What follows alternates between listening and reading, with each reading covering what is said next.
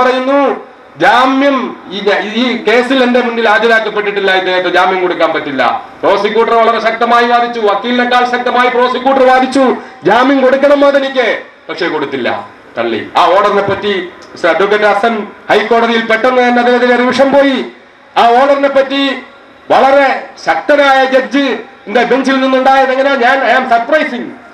ഇങ്ങനെ ഒരു ഓർഡർ ഒരു ജില്ലാ കോടതിയിൽ നിന്ന് വരുന്നതിനെ പറ്റി ഐ ആം സർപ്രൈസിങ് ആ വാർഡാണ് ഉപയോഗിച്ചത്. അദ്ദേഹത്തിന്റെ ഭാഗത്ത് നിന്ന് ഒരു അഴകുഴമ്പമായ ഉണ്ടായിരുന്നെങ്കിൽ ഞാൻ ഇന്ന് ഇവിടെ എത്തൂല്ലായിരുന്നു, എന്നെ ഏത് രീതിയിലൂടെ പിടിച്ചു വെക്കുമായിരുന്നു. പക്ഷെ അത് വേണ്ടി വന്നില്ല. വളരെ ശക്തമായി അദ്ദേഹം ഇടപെട്ടു.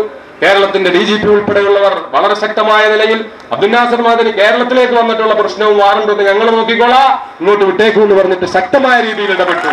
അങ്ങനെ ഇടപെട്ടപ്പോൾ അവസാന നിമിഷം 2 മണിക്കൂർ ആ സൂപ്രണ്ട് ഓഫീസിന്റെ മുമ്പിൽ ഞാൻ വന്നിരുന്നത്. ഈ വണ്ടിയിൽ 2 മണിക്കൂർ ഇട്ടിങ്ങനെ കറക്കുകയാണ്, അങ്ങോട്ടും ഇങ്ങോട്ടും കറക്കുക.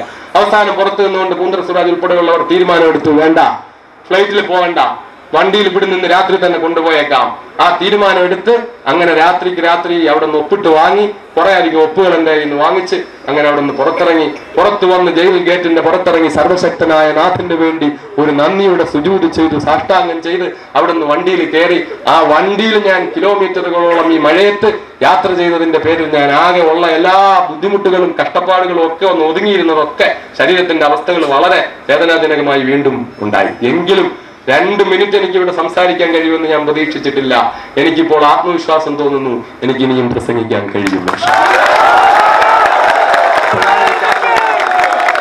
സർവശക്തനായ നാഥന്റെ അനുഗ്രഹം. അതുകൊണ്ട് ഞാൻ എത്തി എന്റെ പ്രിയപ്പെട്ട സഹോദരന്മാരെ മുന്നിൽ.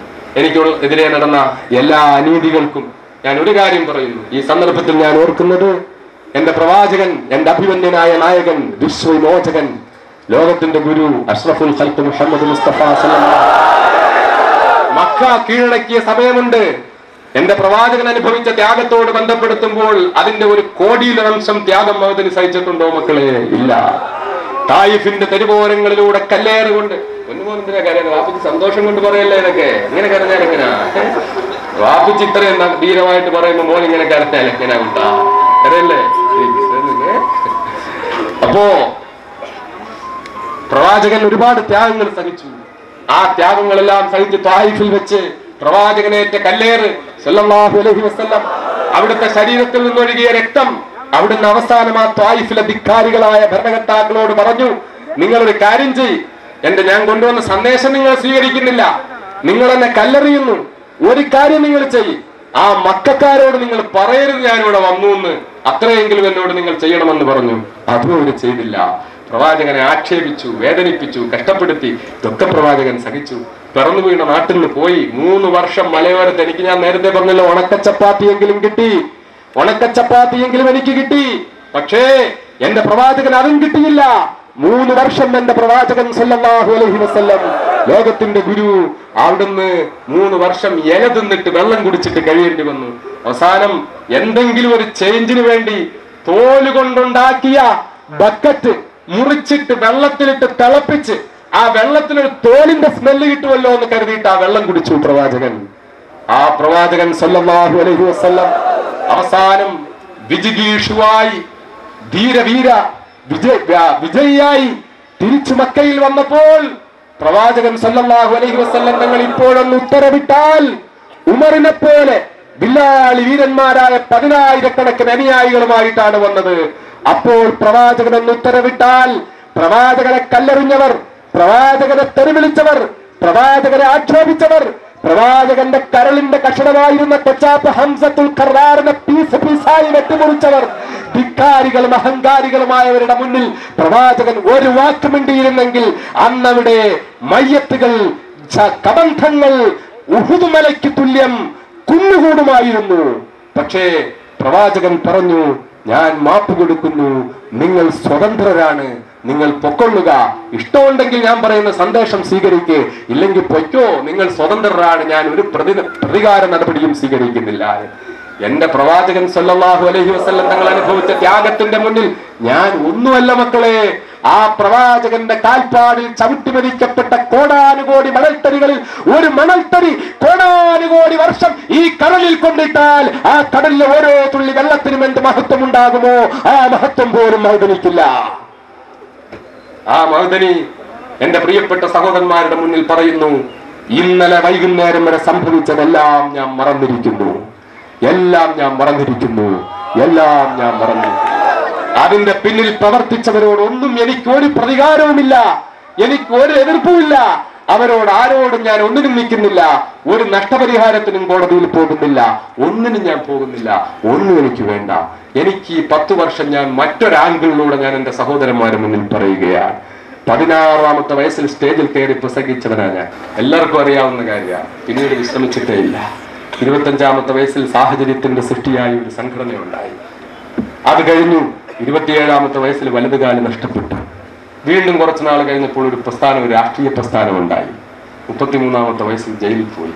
എന്റെ ജയിൽ ജീവിതം എന്റെ ജീവിതത്തില് ഒരുപാട് വേദനകളും വിഷമങ്ങളും ഒക്കെ ഉണ്ടായിട്ടുണ്ടെങ്കിലും എന്റെ ജയിൽ ജീവിതം എനിക്ക് ജീവിതത്തിൽ ഒരുപാട് ഏകാന്തത നൽകി, ഒരുപാട് ഏകാന്തത നൽകി. എനിക്ക് ഒരുപാട് വായിക്കാനും പഠിക്കാനും കഴിഞ്ഞു. എനിക്ക് ഒരുപാട് കാര്യങ്ങൾ മനസ്സിലാക്കാൻ കഴിഞ്ഞു. എനിക്ക് ആത്മപരിശോധന നടത്താൻ കഴിഞ്ഞു. അതൊരു ചെറിയ കാര്യമല്ല, അതൊരു ചെറിയ കാര്യമല്ല. ആത്മപരിശോധന നടത്താൻ കഴിയുക എന്നുള്ളതൊരു ചെറിയ കാര്യമല്ല. അതേക്കുറിച്ച് ചിന്തിക്കുന്നവർക്ക്, വളരെ ആഴത്തിൽ ചിന്തിക്കുന്നവർക്കേ അത് മനസ്സിലാവുകയുള്ളൂ. കാരണം ചെയ്തു പോയ കാര്യങ്ങളെക്കുറിച്ച് എല്ലാവരും അല്ലെങ്കിൽ സ്നേഹിക്കുന്നവരും മൊത്തം അത് ശരിയാണെന്ന് സമ്മതിക്കുമ്പോൾ അതിൽ തെറ്റുണ്ടോ എന്ന് ചിന്തിക്കാൻ കഴിയുന്നത് സർവശക്തനായ നാഥൻ എനിക്ക് നൽകിയ ഒരു അവസരമാണ്. അപ്പോൾ എനിക്ക് എന്റെ ആത്മപരിശോധന എനിക്ക് ഒരുപാട് തെറ്റുകളൊക്കെ പറ്റിയിട്ടുണ്ടെന്ന് ബോധ്യപ്പെട്ടു. തെറ്റുകൾ പറ്റി എന്ന് പറഞ്ഞാൽ നിങ്ങൾ കരുതണ്ട ഞാൻ ഏതോ മഹാപാതകം ചെയ്തു എന്ന്. സമീപനങ്ങളിൽ, സംസാരങ്ങളിൽ, വിമർശനങ്ങളിൽ, വിമർശിക്കുമ്പോൾ സ്വീകരിക്കുന്ന രൂക്ഷമായ ശൈലികളിൽ ഞാൻ ഒരിക്കൽ പോലും എന്റെ പ്രസംഗം നേരിട്ട് ഇതുവരെയും ബഹുമാന്യരായ മന്ത്രിമാർ, പ്രേമചന്ദ്രൻ കേട്ടിട്ടുണ്ടാകും, ബാക്കിയുള്ള മന്ത്രിമാർ കേട്ടിട്ടില്ല. ഞാൻ ഒരിക്കൽ പോലും ഒരു ഹിന്ദുവിനെ കൊല്ലണമെന്ന് പ്രസംഗിച്ചിട്ടില്ല. ഒരിക്കൽ പോലും ഒരു അമ്പലത്തിന്റെ മുന്നിൽ നിന്ന് ബാബരി മസ്ജിദ് പ്രശ്നത്തിൽ ഇന്ത്യയിൽ ഏറ്റവും രൂക്ഷമായി പ്രസംഗിച്ച ഒരാളാണ് ഞാൻ.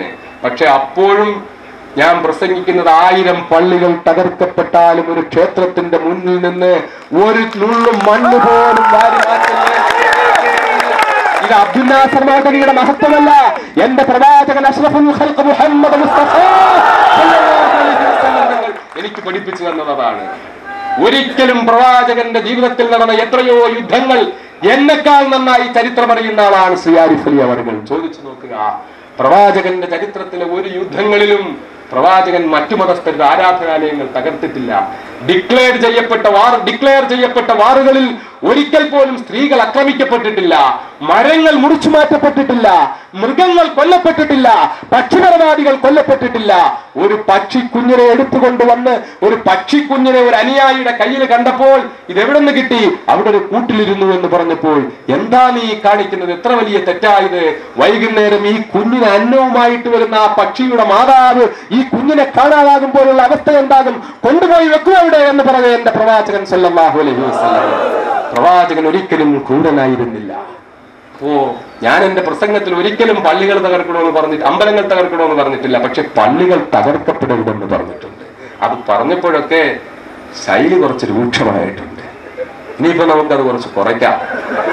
ഇനി അത് വേണ്ട. ആ മാനസികാവസ്ഥയിൽ നിന്നൊക്കെ ഞാൻ ഒരുപാട് മാറി. ആ ശൈലി എനിക്ക് ഒരുപാട്, ആ ശൈലിയിൽ നിന്ന് മാറ്റമുണ്ടായി.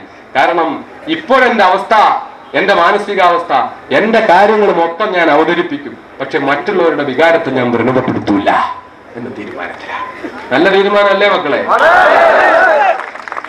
അപ്പൊ ഇന്ന് എന്നോടൊരു പത്രപ്രവർത്തക ചോദിച്ചു, നിങ്ങളുടെ പ്രസംഗത്തിന്റെ ശക്തി കണ്ടാണ് ജനങ്ങൾ മൊത്തം നിങ്ങളുടെ കൂടെ നിന്ന്, നിങ്ങളുടെ ആളുകൾ മൊത്തം, നിങ്ങൾ ഇങ്ങനെ പറയട്ടെ മക്കളെ, നിങ്ങളിങ്ങനെ മാറിയാൽ, നിങ്ങൾ ഈ ശൈലി മാറ്റിക്കഴിഞ്ഞാൽ ഈ ആളുകളൊക്കെ ഇട്ടിട്ട് പോകില്ലേ? ഞാൻ ആ പ്രവർത്തകരോട് മറുപടി പറഞ്ഞു. ഇതാണ് പറഞ്ഞത്, നിങ്ങൾ കണ്ടു കാണും ടിവിയിൽ. ഞാൻ ആ സ്ത്രീയോട്, ആ സഹോദരിയോട് പറഞ്ഞു, ഇല്ല, എന്റെ പ്രസംഗങ്ങൾ കൊണ്ടാണ്, എന്റെ പ്രസംഗങ്ങൾ ആളുകൾക്ക് ഇഷ്ടപ്പെട്ടിരുന്നു എന്നുള്ളത് ശരിയാണ്. ആ ഇഷ്ടപ്പെട്ടവരൊന്നും എന്നെ വിട്ടു പോവില്ല എന്റെ പ്രസംഗത്തിന്റെ ശൈലി മാറിൽ. അങ്ങനെ ഞാൻ പ്രസംഗിക്കില്ല എന്ന് ഞാൻ പറഞ്ഞു. അതുകൊണ്ട് പ്രസംഗത്തിൽ ഞാൻ ഒരു തീരുമാനമെടുത്തു. ആരുടെയും ഞാൻ എന്റെ കാര്യങ്ങൾ പറയും. അനീതിയെ ഞാൻ ശക്തമായി എതിർക്കും, രൂക്ഷമായി എതിർക്കും. അനീതിക്കെതിരെ ഞാൻ നിലകൊള്ളും, അധർമ്മത്തിനെതിരെ ഞാൻ നിലകൊള്ളും, അസത്യത്തിനെതിരെ ഞാൻ നിലകൊള്ളും. പക്ഷേ സത്യം പ്രകടിപ്പിച്ചുകൊണ്ട് ആ സത്യത്തിന്റെ പ്രകാശത്തിലൂടെ അസത്യത്തിന്റെ ഇരുട്ട് പോകണം. അതായിരിക്കും ഞാൻ ചെയ്യുന്നത്. അല്ലാതെ അസത്യത്തിന്റെ വക്താക്കളെ വേദനിപ്പിക്കാൻ ഞാൻ തയ്യാറല്ല.